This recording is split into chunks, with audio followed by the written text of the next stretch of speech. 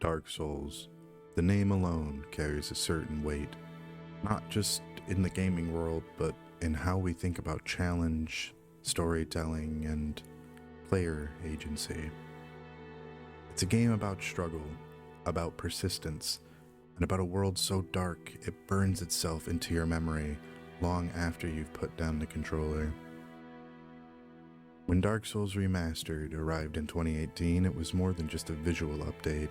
It was an invitation to revisit one of the most influential games of the last decade.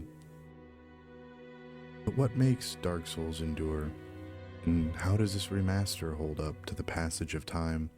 Let's take a better look together. Before Dark Souls, there was Demon Souls, a cult hit that laid the groundwork for what would become a defining style of RPG. Punishing, mysterious, and utterly captivating. But it was Dark Souls, released in 2011, that refined this formula and created a world unlike any other. Lord Ran. Unlike traditional RPGs that spoon-feed story and guidance, Dark Souls challenges you to piece together its lore from item descriptions, environmental storytelling, and cryptic NPC dialogue. I have awaited thee. I bequeath the Lord Vessel to thee. This was a bold move, and it initially divided the critics. Some call it frustrating, others a masterpiece. In truth, it's both. Dark Souls isn't easy, and it isn't always clear, but that's part of its charm. It demands attention, it demands your patience, and above all, curiosity. And it rewards those who dare to persevere.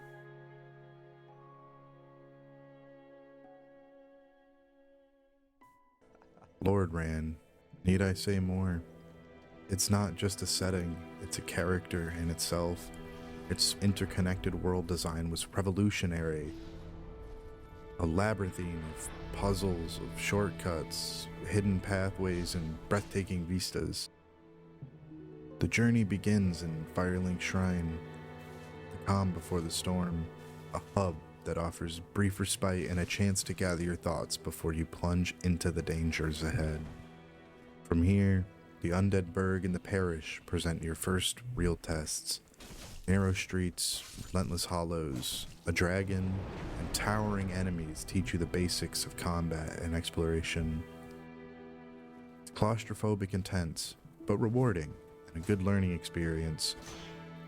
And then there's Blighttown, infamous for its oppressive atmosphere, hazardous environments, cheesy enemies,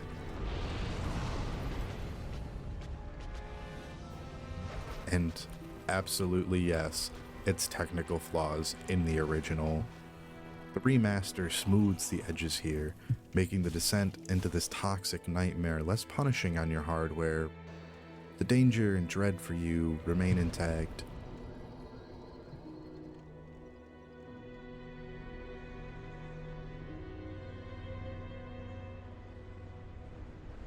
And Orlando follows. A stunning contrast, gleaming architecture bathed in sunlight. The legendary city where beauty and cruelty intertwine. It's here that the players face some of the toughest challenges, where giants and gods will put your resolve to the test. New Londo ruins and the Abyss are haunting reminders of decay and sacrifice. Flooded, dark, and filled with spectral, ghastly enemies that sap your strength and only look to kill you. Finally, the hidden Ash Lake. Beautiful, ethereal, almost surreal, where the world feels quiet, somehow more dangerous. A place to reflect, if only briefly. Each location is steeped in lore and atmosphere, inviting exploration and storytelling without saying a word outright. And it doesn't need to. It's a masterclass in environmental narrative.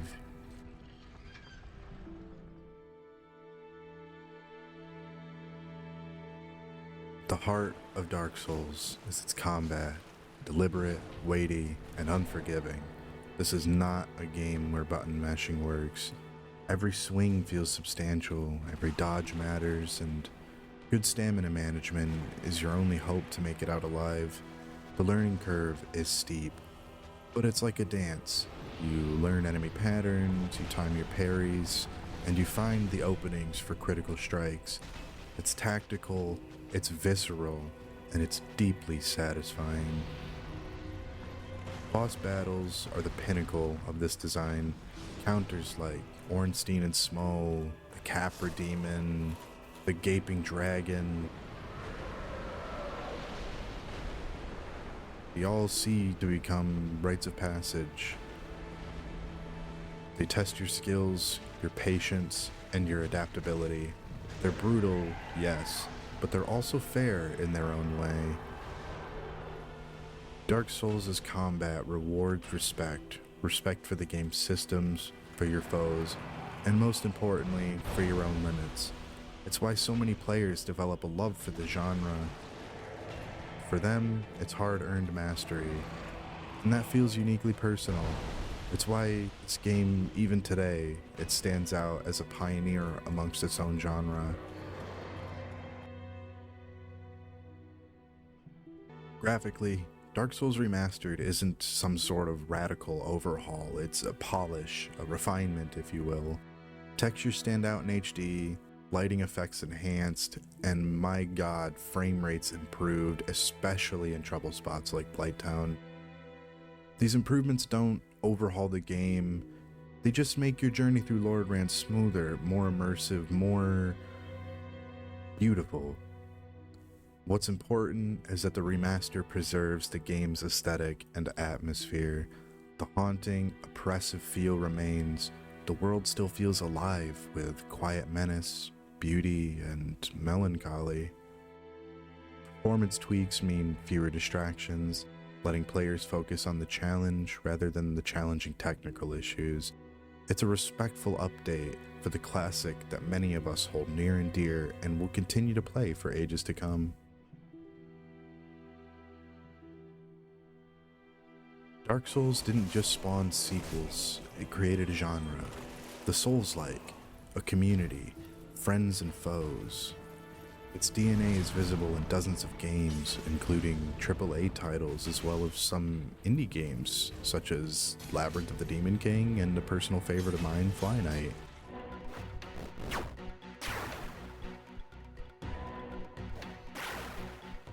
Punishing difficulty, deep lore, and intricate world building with some of the most recognizable locations in gaming history.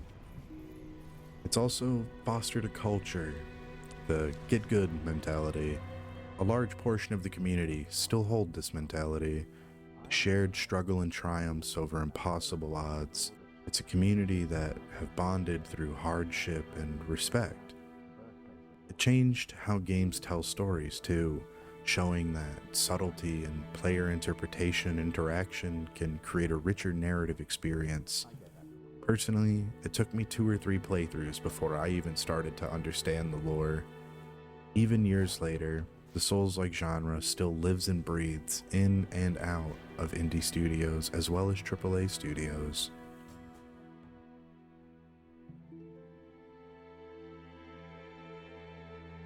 For me, Dark Souls isn't just about mechanics or lore, it's an experience.